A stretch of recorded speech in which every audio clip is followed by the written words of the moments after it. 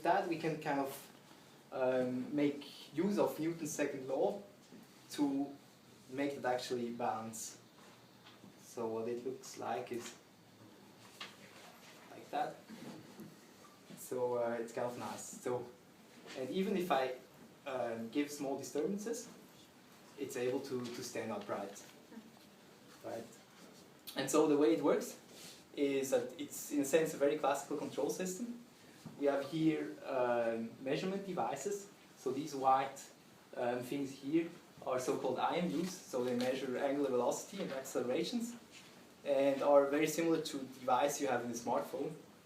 And with that, we try to estimate how the cube is oriented and what's its movement, so its angular velocity.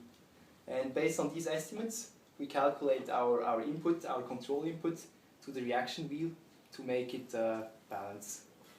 Right. Okay, so that's one aspect. And then, of course, we can now play around with it. That was the one-dimensional case where I just put it on the edge, so I can also put it on the corner.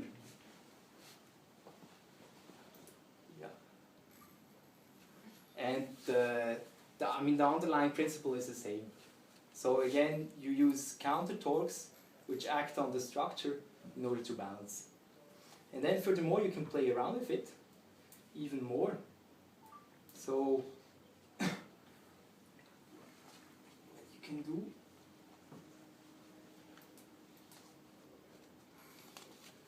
so what it will do next is speed up the wheels.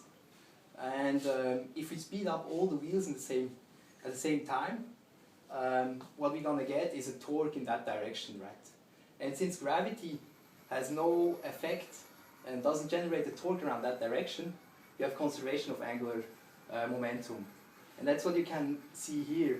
So as soon as I start to accelerate the wheels, the structure will counter-rotate. And then if the wheels are slowed down, the structure will ultimately stop, right? And another way to see that is, maybe if people are familiar with Lagrangian dynamics, it's a symmetry in the Lagrangian. So if you make a slight rotation around that axis, the Lagrangian will be invariant. So you have conservation of angular momentum in that direction, which is kind of nice. Yeah, so that's about it with the balancing tricks.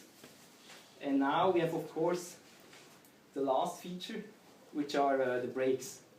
So attached to each wheel there's a brake, which can be controlled independently. So what we can do is just spin up the wheel and then brake suddenly. So let's try that. So it speeds up the wheel, and then by braking, the angular momentum from the wheel will be translated to the structure. And so we can kind of jump up. Right. And the difficult thing here is that there is a lot of uncertainty in the braking mechanism. Like you can brake, so it's hard to model the braking. And with time, the braking pads wear off, so it's slightly changing. And also timing is an issue. So when you first design the program, you're not quite sure which brake is gonna touch the wheel first, right? So what we did was we came up with learning algorithms. So with algorithms which try to adapt. So what we do is we try to make trials similar to a human.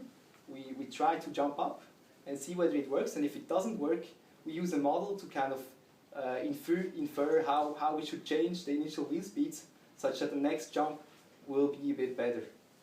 And so I will demonstrate that, and I will now erase.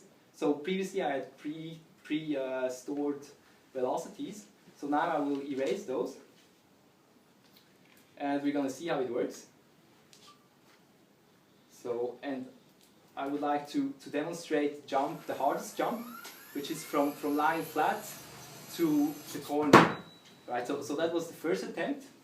Obviously it was not very successful, but now the learning algorithm should take use of this first attempt to kind of correct, exactly, so that was the second attempt, and kind of correct the initial wheel velocities such that it improves.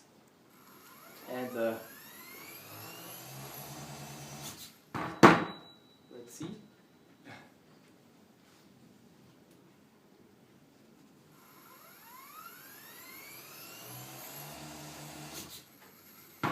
Almost.